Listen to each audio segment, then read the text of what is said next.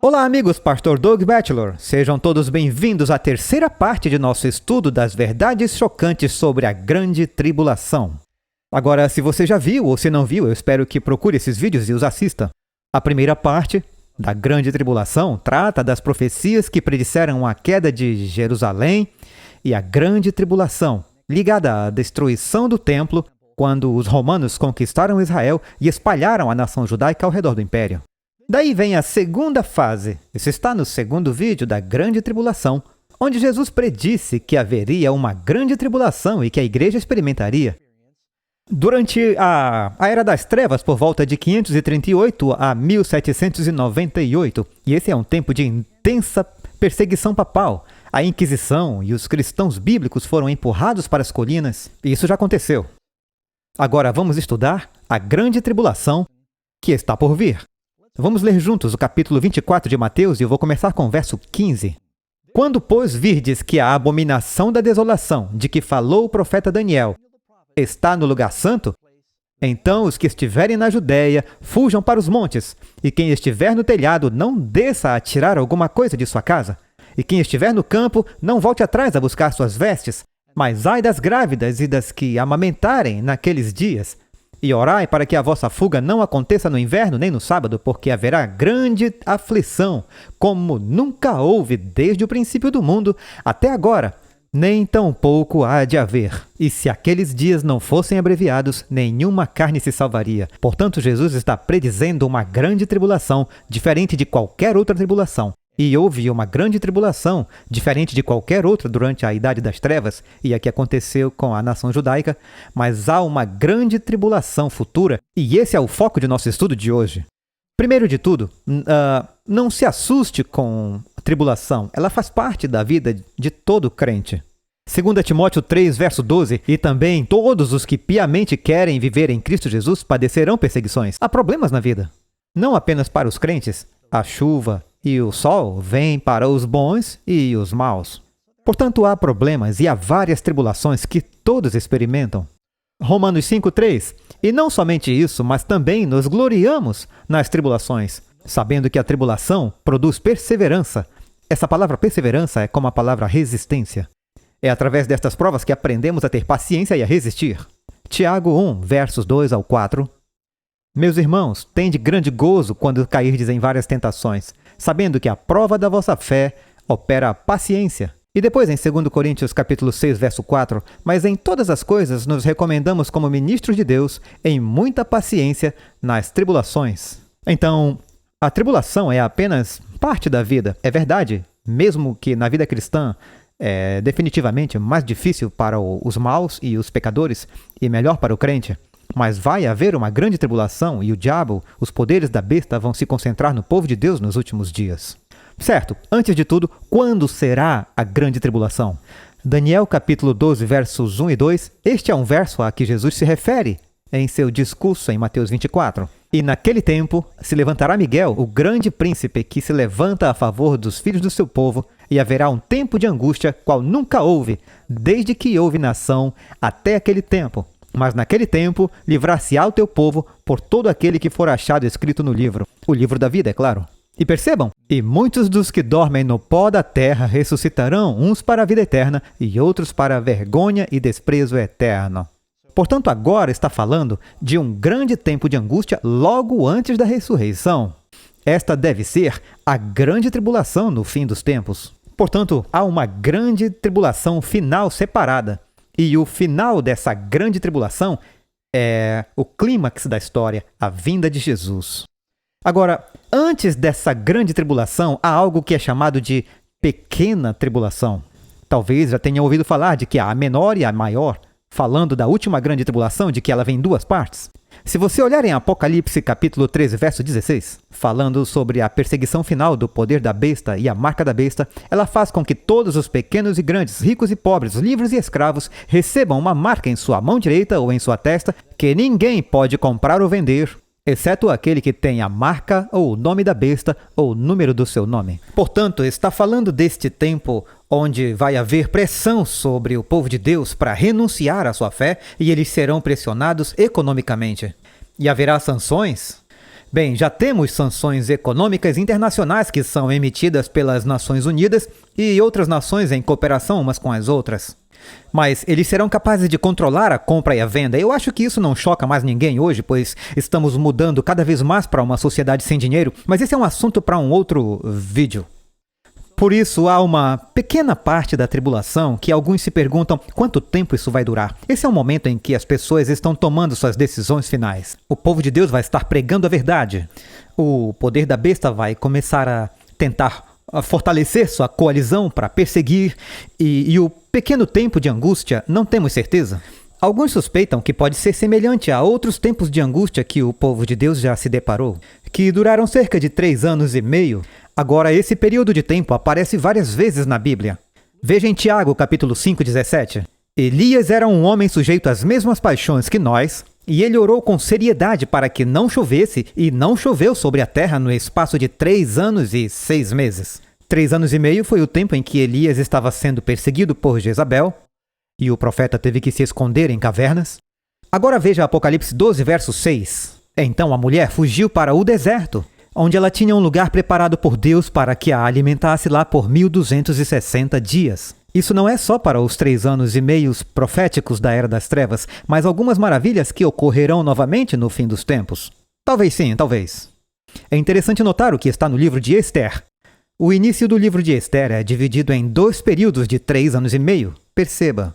Esther capítulo 1, versos 2 ao 4. Naqueles dias em que o rei Assuero estava sentado no trono de seu reino, que está em Suzã, a cidadela, no 3º ano de seu reinado, ele dá uma festa para seus funcionários e servos, os poderes da Pérsia, por muitos dias, 180 dias no total. O ano judaico tem 360 dias, 180 é metade disso, que novamente é exatamente 3 anos e meio. E depois de 3 anos e meio, depois dos primeiros 3 anos e meio, Vasti é deposta. Exatamente 3 anos e meio depois, Esther é escolhida, e então Amã tenta destruir a nação judaica. Existe uma lei para aniquilar todo o povo de Deus. É tipo um paralelo aos últimos dias. 3 anos e meio. Veja em Atos capítulo 8, verso 1, diz que naquela época houve uma grande perseguição que surgiu após o apedrejamento de Estevão. Exatamente 3 anos e meio depois de Cristo, no ano 34. Grande perseguição. Estevão é apedrejado, os discípulos estão espalhados por toda a parte da Judéia e Samaria, pregando a palavra. Então você vai para Apocalipse 11, verso 3. E eu darei poder às minhas 2 testemunhas, e elas profetizarão por 1260 dias. 1260 dias, 42 meses, tempos e metade de um tempo, 3 anos e meio, é tudo o mesmo período de tempo, tudo soma o mesmo. Portanto, eles estão profetizando durante uma perseguição durante 3 anos e meio, e você também encontra isso em Daniel 12, outro período de 1260 anos que é mencionado. Muitos perguntam se esta perseguição, o pequeno tempo de angústia, será de cerca de 3 anos e meio. Muito bem, no final do tempo, quando o povo de Deus está dando o empurrão final no Evangelho e as pessoas estão tomando decisões eternas, algo acontece que é chamado de fechamento do tempo da graça. Significa que, finalmente, o Espírito Santo é retirado dos perdidos. Todo o mundo perdido cometeu o pecado imperdoável. Você pode ler em Apocalipse 22, 11, onde Jesus declara: quem é injusto, seja injusto ainda. E quem é sujo, seja sujo ainda. Quem é justo, seja justificado ainda, não pode mudar. Quem é santo, seja santificado ainda. Os salvos estão salvos para sempre, os perdidos, perdidos para sempre. Não se mexe mais nos times. A graça termina. Os salvos estão salvos, os perdidos, perdidos, mas a vida continua. Por mais um tempinho, durante a parte final da grande tribulação. As 7 últimas pragas. Um exemplo disso está na história de Noé, onde você tem Noé e sua família pregando por 120 anos enquanto eles constroem a arca. Finalmente os animais entram a bordo. Noé também entra e faz o seu último apelo. Ninguém dá ouvidos e a porta é fechada. Mas a vida continua por mais 7 dias depois que a porta é fechada. O tempo de graça deles acabou. Chegará um tempo em que a porta será fechada, quando Miguel se levantar e a intercessão pelo povo de Deus cessar. Seu tempo de graça acabou. É quando as coisas ficam realmente assustadoras, quando vêm as últimas pragas. E você pode ler sobre a última grande tribulação E vamos falar sobre isso. Quando isso acontecer em conexão com o arrebatamento, arrebatamento quer dizer, os justos são arrebatados para encontrar o Senhor no ar. Agora, primeiro, o que é a grande tribulação? São as 7 últimas pragas. E você pode ler sobre isso em Apocalipse 16, verso 1. E ouvi vinda do templo uma grande voz que dizia aos 7 anjos: Ide e derramai sobre a terra as 7 taças da ira de Deus. É aí que eles despejam esses 7 frascos. Muitas das 7 pragas são semelhantes às pragas que caíram sobre o antigo Israel ou os egípcios quando Israel estava sendo salvo durante o Êxodo. Nos dias de Israel houve 10 pragas. A Bíblia diz que houve furúnculos, sangue. Durante as pragas houve escuridão, semelhantes ao do Apocalipse. Mas em Apocalipse são 7. Por que há 7 em Apocalipse e 10 em Êxodo? Porque os filhos de Israel experimentaram as 3 primeiras das 10 pragas que caíram no Egito. Deus os protegeu durante as 7 últimas pragas. O povo de Deus estará no mundo durante as 7 últimas pragas. Agora, eu sei que há pessoas que dizem, não, vamos ser arrebatados antes das 7 últimas pragas. Bem, vou já chegar aí. Primeiro, quais são as pragas? Vamos falar sobre elas. Você tem os odiosos e dolorosos furúnculos, o mar, os oceanos viram sangue. Então, as fontes das águas doces, os rios, as nascentes. A maioria da população mundial vive em regiões costeiras ou junto a rios que se transformam em sangue. Os homens são queimados, número 4, com grande calor. Alguns dirão é o aquecimento global. Ou asteroides. A escuridão e dor. A escuridão no assento da besta, a escuridão no Egito. O rio Eufrates está seco. Agora, isso tem um lado literal e um lado espiritual. É interessante que o rio Eufrates está secando agora mesmo. Eles estão represando o rio consistentemente na Turquia e os níveis de água continuam a descer. Eu vejo notícias a respeito, mas há um lado espiritual e isso ainda não aconteceu. Há um grande terremoto, a terra é abalada, diferente de qualquer outro, e há uma chuva arrasadora de granizo, e isso é sinônimo da segunda vinda de Jesus. E esse é o último terremoto, então vemos Cristo voltar. Então temos aí as 7 pragas. Agora, quanto tempo vai durar o grande tempo de angústia? Talvez você já tenha ouvido falarem em 7 anos de tribulação. Você pode ficar surpreso em saber que a frase 7 anos de tribulação não aparece em nenhuma parte na Bíblia. Você pode já ter ouvido tantos pastores falando sobre 7 anos de tribulação. Por que isso? Bem, está basicamente fundamentado no capítulo 9 de Daniel. Em Daniel 9 tem essa profecia, que é chamada de profecia de 490 anos, onde diz que esta última semana foi cortada. No meio desta última semana, diz que o Messias foi cortado. E isso está falando da restauração e construção de Jerusalém, até o batismo e a unção do Messias no ano 27. 3 anos e meio depois, Jesus é cortado, o templo do véu é rasgado. 3 anos e meio depois disso, a nação judaica tapa seus ouvidos e o evangelho então vai para os gentios. Mas algumas pessoas pegam a última semana da profecia de Daniel e dizem... Na verdade, eu ouvi um pastor dizer, é como se você parasse um relógio no jogo de futebol e depois o começasse novamente. E eles pegam esses últimos 7 anos... E eles levam isso para o final dos 7 anos e dizem que é a tribulação final. Não há outra profecia na Bíblia que faça isso. Deus não usa regras do futebol para a interpretação de profecias. Então, não há como parar o relógio. É uma profecia contínua em Daniel capítulo 9. Começa em 457 a.C. e termina no ano 34. E está falando sobre o tempo destinado à nação judaica para proclamar o Messias ao mundo. A ideia de praga final, quanto tempo vai durar? Podemos ler sobre isso em Apocalipse. Apocalipse 18, 8. Portanto, num dia virão as suas pragas. E a expressão em um dia significa dentro de um dia. Então, todas as 7 pragas, pense, quanto tempo o mundo vai durar se o oceano for sangue e toda a água doce for sangue? As pessoas estão queimando com tanto calor. Olha os incêndios pelo mundo hoje, é como se o mundo inteiro estivesse em chamas. Ninguém vai conseguir cultivar nada se tudo for sangue. E nos diz que todos estão sofrendo com a dor de grandes feridas e escuridão no trono da besta e um grande terremoto. A ideia de que a vida dessa forma vai durar 7 anos. Quanto tempo vai levar as 7 pragas? Tudo acontece dentro de 1 ano. Provavelmente, algo como a duração das pragas que caíram no Egito. Quanto tempo elas duraram? Questão de meses. Uma operação casada, como uma guerra relâmpago, um após o outro. E As pragas que caíram sobre Jó, pragas terríveis, você pode ler a respeito, aconteceram em rápida sucessão. Por que Deus arrastaria as pragas finais por 7 anos? O tempo da graça já se encerrou. As pragas finais vão acontecer em um curto período de tempo. Aqui está o ponto mais importante que queremos que você entenda. Há 2 pontos de vista na igreja cristã sobre todos concordam que há uma grande tribulação.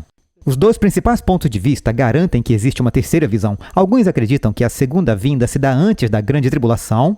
Alguns acreditam que o arrebatamento na segunda vinda se dá no meio da tribulação. Não muitos acreditam assim, mas alguns acreditam.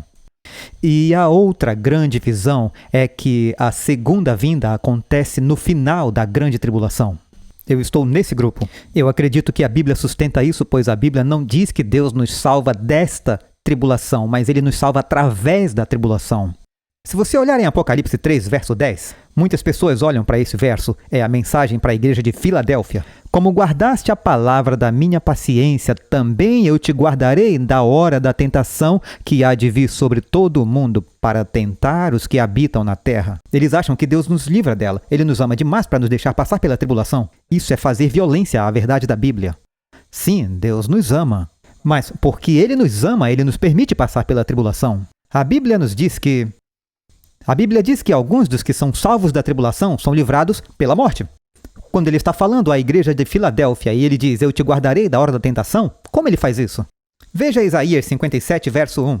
Perece o justo e não há quem considere isso em seu coração, e os homens compassivos são recolhidos sem que alguém considere que o justo é levado antes do mal. Haverá pessoas que Deus ama que morrem antes da tribulação, mas isso não significa que ele nos salva da tribulação. Veja em 2 Crônicas 34, 28. Deus diz ao rei Josias que há um terrível juízo chegando a Jerusalém. Ele diz, certamente eu os reunirei a seus pais e vocês serão reunidos no túmulo em paz, e seus olhos não verão toda a calamidade, a tribulação que trarei sobre este lugar e seus habitantes. Portanto, nos diz que em Apocalipse 3, ele está simplesmente dizendo que a era da igreja de Filadélfia, todos eles seriam colocados em repouso e não testemunhariam a grande tribulação que vem no final de Laodiceia. Portanto, essas 7 igrejas são 7 épocas da igreja. Perceba quando ele diz aqui, em Atos 14, eu quero enfatizar, ressaltar e destacar esse verso. Fortalecendo as almas dos discípulos, exortando-os a continuar na fé, dizendo que devemos atravessar muitas tribulações para entrarmos no reino de Deus. Deus promete nos livrar das tribulações, ou Ele nos salva através das tribulações? Deus salvou Noé da enchente ou por meio da enchente? Deus salvou Jó de suas provas ou através delas? José é salvo de sua tribulação ou Deus salva José através da sua tribulação? É por meio da tribulação. Agora, a grande tribulação são as 7 últimas pragas. É bem claro. A Bíblia identifica assim. Deus salvou Israel das pragas que caíram sobre o Egito? Ou os protegeu através das pragas? O êxodo os fez atravessar o mar. Eles atravessaram o fogo, por assim dizer. Ele os salva por meio das pragas, ele os protege, ele está com eles. Não tenha medo das pragas, Deus nos salva por meio da tribulação. Jesus nos diz em Mateus 24, falando sobre a grande tribulação, falsos profetas se erguerão e no final Satanás personificará a Cristo e enganará muitos, e porque a injustiça abundará, o amor de muitos esfriará, mas aquele que perseverar até o fim será salvo. Por que suportar se você é arrebatado antes da tribulação? Se você vai cometer um erro e dizer qual a crença é a mais perigosa, de crer que seremos arrebatados antes da tribulação, ou acreditar que devemos passar pela tribulação, é muito mais seguro se preparar. Se eu for para o céu e estiver errado, eu peço desculpas, mas eu creio que a Bíblia apoia isso. Mas aqueles que pensam, eu não tenho que me preocupar, fortalecer minha fé, eu vou ser arrebatado e não preciso me preocupar. A Bíblia nos diz, Pedro nos alerta que há algumas pessoas, ele diz, amados, 1 Pedro 4,12, não estranheis a ardente prova que vem sobre vós para vos tentar, como se alguma coisa estranha tivesse acontecido. Vai haver um monte de cristãos lá fora que vão dizer que algo estranho está acontecendo. Eu não pensei que estaríamos aqui para a tribulação. Eles vão ficar chocados com a verdade. A igreja estará aqui durante a tribulação. E ele está vindo para uma igreja que não tem manchas ou rugas, e você sai das manchas e das rugas com o calor. E, portanto, Deus vai proteger sua igreja e não temos que ter medo durante esse tempo. Então, como nos preparamos para a grande tribulação? Bem, você pode ler em Salmo 91, verso 7, 1000 cairão ao teu lado e 10.000 à tua mão direita, mas não atingirão você. Apenas com seus olhos você olhará e verá a recompensa dos ímpios. Porque tu, ó Senhor, és o meu refúgio, no Altíssimo fizeste a tua habitação. Nenhum mal te sucederá, nem praga alguma chegará à tua tenda. Deus promete que se fizermos do Senhor a nossa habitação, isto é, se estivermos em Cristo, se estamos vivendo em Cristo e pedimos que Ele perdoe nossos pecados, se entregamos nossa vida a Ele, Ele enviará os seus anjos para nos guardar e nos proteger. Ele se torna a nossa habitação.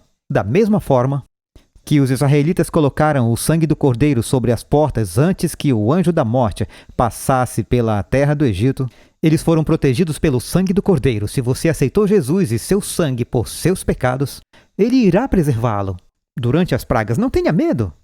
Jesus disse em João 16:33, tenho-vos dito isto, para que em mim tenhais paz. No mundo tereis aflições, mas tende bom ânimo, eu venci o mundo. Você terá tribulações no mundo.